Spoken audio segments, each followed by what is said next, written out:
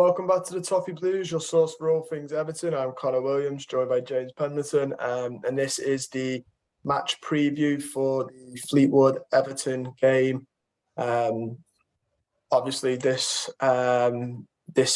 we've played them before in the League Cup. James, give me your thoughts on it leading into it. Yeah, I mean it's interesting. You should be sort of gliding past any team in the lower league of these, but you're naive enough to think that that's going to happen 100%. Then obviously you don't know League Cup football, FA Cup football, and also obviously Everton. So it's interesting. I'm not actually too sure how they've started the season. If truth be told, I know Scott Brown's obviously the manager, and they're always kind of feel like they're up in the sort of upper echelons of League One, top half. So it'll be interesting. But at the end of the day, let's call a spade a spade. We should be battering them 2 or 3-0, I think. But you know what Everton are like. It's never for sure. And they gave us, to be fair, a tough game under Ancelotti. We breezed into a 2-0 lead, I remember, and then 2 Pickford errors. It was back to 2-1, then 3-2. But in the end, our class on that evening showed. But yeah, we really need to win, don't we, on Tuesday? And it'd be great if it was comfortable. But again, I'm not naive enough to think that's definitely going to happen. So we'll see. Yeah, well, I'm just looking at the table now in League One. They sit currently at 14th. Played 5 games, won 1, lost 3, I think that is. Lost 1, drew 3, sorry. Their win coming over with Argyle, and then they've been a bit struggled to score from the looks of the things. A couple of 0-0 draws. But like you said, even if they were flying high on League One, I'd probably still say, we should be beating these realistically. It's a League One team without being disrespectful. And we're a Premier League team, so you could hope we could be able to see it through. Like you said, though, it is Everton, and you can never guarantee anything. Interestingly enough, last time we played them, the 5-2 win that you're on about then, only one of the goal scorers from then is still at the club, and that's Alex Iwobi, with Richarlison, Bernard, and Moise Keane all leaving. Big question is, if you're Frank Lampard, who'd you play here? Yeah, I think keep Pickford in goal. I can see him playing Coleman. I can see him playing Vinagre. I can see him playing Michael Keane. I think he'll probably play Cody again. He's indestructible, isn't he? And so is Tarkowski, to be fair. So I wouldn't be surprised if he goes with that back 5 or back 6, should I say. And then in the middle, it's interesting, really, because I think he could well play Iwobi again. I don't quite know where Alan's at in terms of his fitness, but if he's fit to play, I think he'll play probably Alan and Iwobi. Or even Onana. I think it could be a really good opportunity for Onana to play. Again, I don't want to, we just spoke about how the fans were wound up even getting to Goodison yesterday for the Forest game because Onana wasn't playing. I don't want to kind of go back on that, but it'd be nice to see him if he thinks he's ready for it. But if not, I'm not going to be up in arms about it. I think Dwight McNeil could end up playing, and he needs a big performance because I'm not by any means writing him off, but he was really, really bad when he came on against Forest. So it'd be nice if he can come on and get a goal or at least put in a good performance. That'd be nice. And maybe even see where Dele's up to. I don't think we'll have any signings in by Tuesday, so we'll see. But I could probably see that back 6, maybe Iwobi and Alan, and then potentially I go for maybe McNeil, Gordon, and maybe Gordon or maybe Gracie, who needs to rest the most. But I wouldn't mess around with it too much, if truth be told. Yeah, I mean, I agree. I think we're still, I think we still need to gel it a little bit as well. And also, I don't think we've got many options to rotate it, have we? To be completely honest, looking a bit bare on the ground. We've obviously got injuries as well. It doesn't help. I think we're missing Mina, Calvert-Lewin, the obvious one, Godfrey, but then we still haven't seen Townsend. I don't think we will see him for a while yet after his cruciate injury. And Andre Gomez, not seen him for a long time. Don't know where he's hiding out. God, yeah, don't want to see him any further. To be fair, Decore as well is obviously injured, so that's another big one. But I mean, it's Everton, isn't it? There's just even Begovic was injured the other week. I didn't even know he was injured, and then someone sent me a picture of him in an air boost, and I was just like, how on earth has that happened? It's just classic Everton, isn't it? Yeah, well, I was looking at the bench now that we had from Forest because just to see who we've got about. Like you said, Dele Alli's there. whether he's moved to Besiktas happens before then. If it happens, from what I've heard, it's completely on Dele Alli. That one name that I don't know could, obviously Begovic is another one that could. I'm hoping he doesn't. No offense to Begovic, but I've not seen enough in the cup performances from him to want him to play. Jean-Philippe Gbamin, not seen him in a while. Could we possibly see him? I'm not sure I've ever seen him. He's just an absolute fever dream of football. I'm not sure he exists, but I seen him on the grass yesterday, and I took a double take. I didn't know who it was. Couldn't believe what I was seeing, but I don't know. The only game I can remember him play. I know he's played probably 5 or 6 times. The only games I can remember was Wolves, and he got hauled off at half time because he was crawling around the pitch. And then the Palace game, he got brought on, and it was great because not the Palace game, but another game against Palace the season before when he came on during lockdown. He came on for 5 minutes and we conceded in that 5 minutes. So I don't know. If he's gonna stick around this season, then yeah, surely give him a go. On Tuesday if he's gonna be here, but he's not enticing anyone to buy him based on the loan spell, which looked all right in Russia. His personal life and off the field antics seem to have caused even more issues. He's just never fit. And it says a lot that I wasn't even thinking about. And then I think the only one I think is nailed on the start is probably Vinagre, to be fair. I'd like to see him get a run out, but otherwise I'm not too fussed about rotating it. Obviously it'd be nice to see a couple of younger players, but we can't really risk it, can we? Can't mess about with it. No, yeah, that's I was going to say, because we were speaking, were we, off camera about Tom Cannon, who's signed a new contract, and as a striker. Whether it's tough, isn't it? Because you could argue maybe that's the one rotation you do make, because it's either him or Rondon or Gordon and Gray, and none of those last two we've tried I've seen enough from to suggest it. And Cannon, League One maybe somewhere where you'd look to send him out on loan, so it'd be a good test for him. But yeah, it's tough again. And then looking at I think after that bench, Niels Nkunku is the only other player that I can think of off the top of my head that's still on the books that wasn't on that bench. So it's a bit scarce for Lampard, isn't it, in terms of depth? It is, yeah, but that might not necessarily be a bad thing in terms of it means he's not going to mess around with it too much. I think I'm looking at a couple of young players: Reece Welsh, Isaac Price, Stanley Mills, Lewis Warrington. He seems to like all 4 of them. So I wouldn't be against seeing someone, especially like someone like Welsh, who looks like a good build, and I'm excited by him, and he might be needed this season. So maybe you think, okay, well, we can put him in, but it's tricky trying to strike that balance, because I don't want him taking the mick and kind of saying it's a free hit, see how the young players get on, we go and get beaten and embarrassed by a team a couple of divisions below and a much smaller football club, obviously, with all due respect. But yeah, I think, as I say, Vinagre is the only one I'm really enticed to kind of think, yeah, throw him in. Otherwise, I wouldn't touch it too much. And as you say, there's not actually that many options. If we didn't have the injuries, you could look at the centre-backs being rotated. This is a game where Rondon, you wouldn't mind him coming in. I say McNeil as well. I probably would throw him in, to be fair, see how he gets on. But otherwise, yeah, I wouldn't make wholesale changes in truth. No, I'm fully on the same page there. I wouldn't mind maybe younger lads, like you mentioned, Warrington as well. He does seem to quite like and showed a bit in the pre-season. Same with Mills.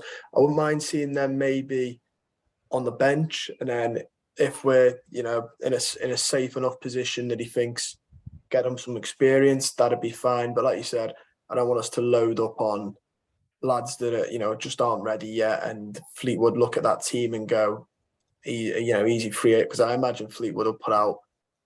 Not that I can name a player in their starting 11, but I imagine they'll put it out because they tend to take it a little bit more, seriously. Lower teams in the cup, the EFL as a whole and League Cup. How are you feeling about our cup chances this year? I keep going to go say it'd be nice to have a decent cup run, but after last season, I think it'd just be nice to just skip to May already and be. Move on. Yeah, be 1 year closer to that stadium and getting out of the FFP woods. I think it's funny because I think Ped from Toffee TV made a good point. It was a live I tuned into a few weeks ago, and he was like, someone commented saying, do you reckon we could win the League Cup? And he said, Well, we've never won the League Cup for a start. We haven't been to a League Cup final since 86, maybe 85, something like that. We haven't been to one for a long time anyway. And it's also been completely monopolised by Manchester City. And the one season it wasn't, it was Liverpool who won it. And it's like teams like Everton just don't win the League Cup anymore. Like, okay, some teams get to finals, and obviously had that mad year where it was Bradford versus Swansea, and I think they both beat Chelsea and Arsenal, I think, in the semis, to be fair, but that was just an anomaly. I think since then, Southampton have got to a final. Unless I'm missing someone really obvious, it feels like it's been Arsenal, Chelsea, City, Liverpool, United. I think Spurs might have got to one in 2015, maybe 2014, something like that. So otherwise, it's just been completely monopolised, and gone are the days of teams like Blackburn winning it and Middlesbrough and Bolton playing in a final together and stuff like that. It's kind of gone from being this secondary competition to being, right, City, they can scrape through the first few rounds playing Cole Palmer and, Howard Bellis and Delap and Tommy Doyle and players like that. They can kind of just get through, and then once it gets serious, just lash the big players in, batter a couple of teams and get to a final. It's like Everton can't do that. You say last season, we scraped past Huddersfield. Moise Keane got sent off and just ended his Everton career there. And then QPR, we got beaten a ridiculous penalty shootout, which would never have got to pens in the first place. It's just classic Everton in terms of the cup runs that we've been on. Even like a nice cup run would be nice and stuff, but I don't know. If we're not going to win it, I'm not really that bothered. Obviously, it'd be great to get to a final and everything. I'd love to go and watch Everton in the final, but I struggle to kind of get up for the cup these days because the way football's gone. The big clubs are winning the trophies now, aren't they? So it doesn't feel like it's quite kind of as special as it was, growing up. The League Cup, as it was known then, was like it was a kind of like a bit of hope, and then the FA Cup was like more special, but you're less likely to win it. So it's interesting, but if we get through the first round, we give ourselves a chance. But I just take it one game at a time, see how we get on. The league is obviously the priority, isn't it? As sad as that may seem and feel. Yeah, no, I completely agree. It is a bit of a sad state of affairs that this is where we are, but alas, that's the way it falls. I mean, sometimes these games, especially against lower league, are more just not excited, but like intrigued to see some of the players we probably won't see in the Premier League just due to how our situation is at the minute. You can't take as many risks in the league. Like we've already alluded to, once we're a couple of goals up, might see some young lads. In the past, we saw Moise Keane, I think, played more league games than he did League Cup games, than he did actual league games, I'm pretty sure. So in the past, it was watching players like him as well. Yeah, I mean, a couple of seasons ago, Ancelotti's full season in charge, it was that, because we went to Fleetwood and it was like, Niels Nkunku was just, I couldn't believe how good he looked. And obviously, I think unfortunately he found his level. He played League Two Salford in the round before him, Gordon, Moise Keane, as you say.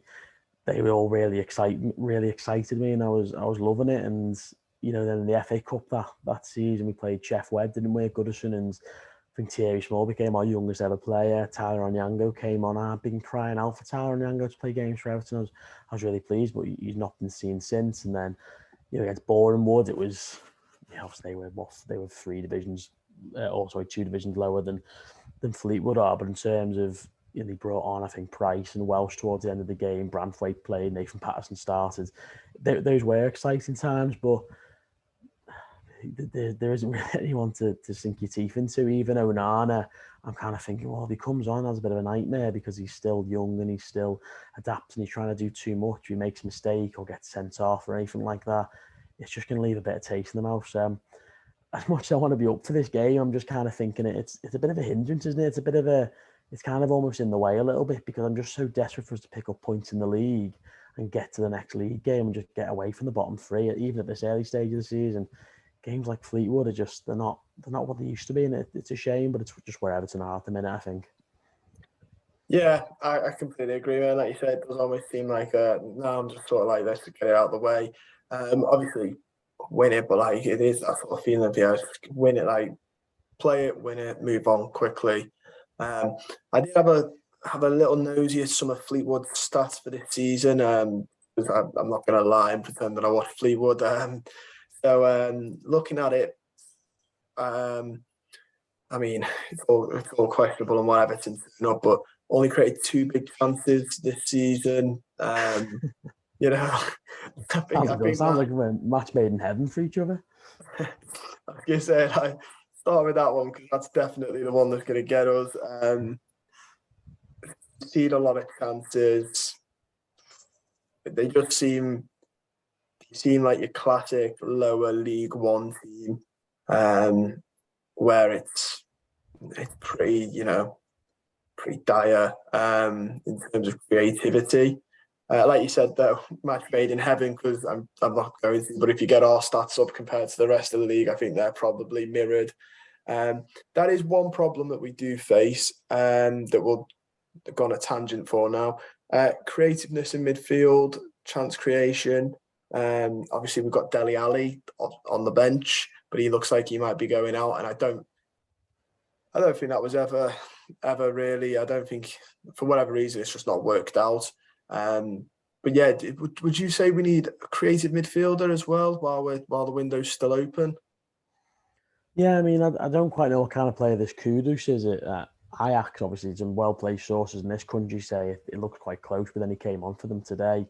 And well-placed sources over there say it didn't. Nothing's even started with that yet. So I don't quite know what kind of player he is, but from what I'm aware, he can play number 10, and apparently he'd be quite a good signing by all accounts from better placed people than myself. But yeah, I mean, creativeness in the midfield's been a big issue, but I just think with this 3-4-3, if that's kind of what we're playing at the minute, I'm not sure creativeness is kind of where it comes from in the centre, because I look at other teams and I think, look at Chelsea who play this formation. It's Jorginho and Kante in the middle. I know obviously Jorginho is a terrific passer with the ball, but he's not a number 10 kind of getting about the gaff and making chances left, right, and centre. So I think maybe just a creative forward might be better suited. But I think Alex Iwobi's got that ability in him to be creative, line breaking passes. He made some really good passes against Forest yesterday. So I wouldn't be too disappointed if we didn't get that. But I'd say Kudus seems to be maybe that kind of player in the mould for that. But yeah, I mean, with Dele Alli though, it's if he does go out on loan, it's kind of like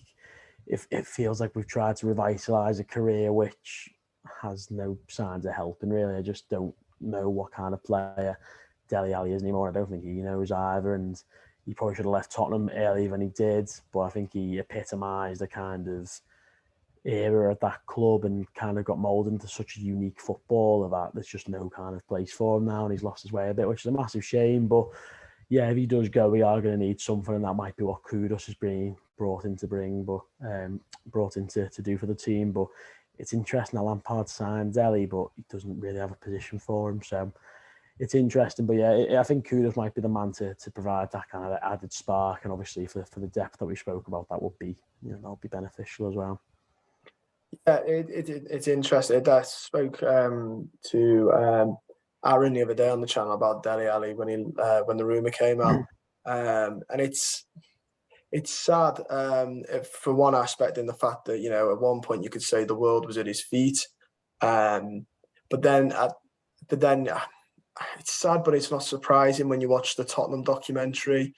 Jose Mourinho from the very off called him out, said, "I've heard you're lazy in training." To which Dele laughed, and then later on dragged him in his office to say, "Football, one day I think his quote was like, one day I was 20, then the next I'm 56. You got to put it in now," and it looks like he didn't really heed the warning.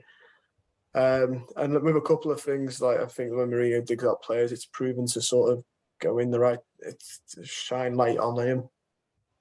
Yeah, I mean, he normally comes out on top, doesn't he, Mourinho? But I think with that one, it was like kind of. I think even then, when that documentary came out in 2020, and it was probably filmed start of 2019, maybe. I think when Mourinho was there, I can't quite remember, but I think it was kind of a case of it was last chance saloon for him then, and we're 3 years down the line, and Mourinho, as you say, he has been proved 100% correct, which he feels like he is, sort of 9 times out of 10, but.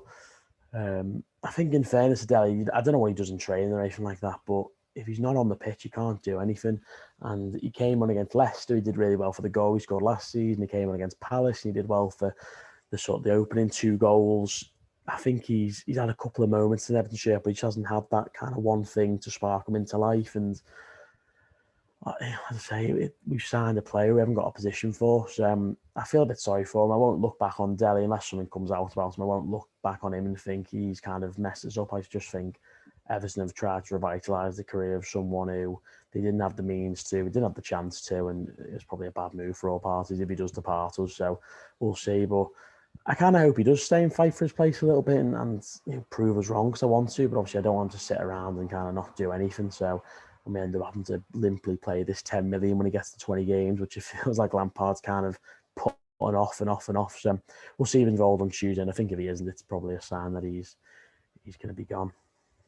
Yeah, some conspiracy theorists out there will probably say the club don't want to pay the 10 and that's why he's not showing up. There'll be some out there that believe that's the case, especially with the FFP issues we have. I think if he goes, we are potentially set to make a bit of a profit on him. I think if what I read was correct, like if he went for a fee, because I believe there might be a fee involved, an obligation, I think Tottenham would get 25% of it, of an 8 million fee, which still leaves us with a bit of money. Bearing in mind we didn't pay for it, anything for him yet, which wouldn't be awful. But we'll have to wait and see on that. Just finally, before we wrap up on the Fleetwood game, give me your score prediction. I don't think it'll be easy. I can see us winning maybe 2-1, just kind of scraping by. It's one of them, innit, where it's like if you win, unless you win 8 or 9-0, which isn't going to happen, you can't be too excited by it. Or unless someone like Onana comes on and does something unbelievable, scores a goal or two or something like that, you can't really get too high about it. But then if you get beat, you've got everything to lose, haven't you? So these are horrible, these types of games. And then obviously, unless the League One team get beat 8 or 9-0 whenever you play against a team like that, they haven't got anything to lose, have they either? So they're never nice for the bigger teams. But yeah, get by 2-3-1, something like that, I think will be nice. Yeah, I think 2-3-1's a fair question. I'm not brave enough to ever say that we'll get a clean sheet. Never that brave. Thank you for coming on and joining me though, mate. It's been a pleasure to speak to you. Yeah, no worries as always. Don't forget, guys, you can like the video, subscribe to the channel if you're not already. You can also check out James and the Babbling Blues. Links are in the descriptions down below, as always. And comment your score prediction for the Fleetwood Everton game. And I'll see you guys very soon.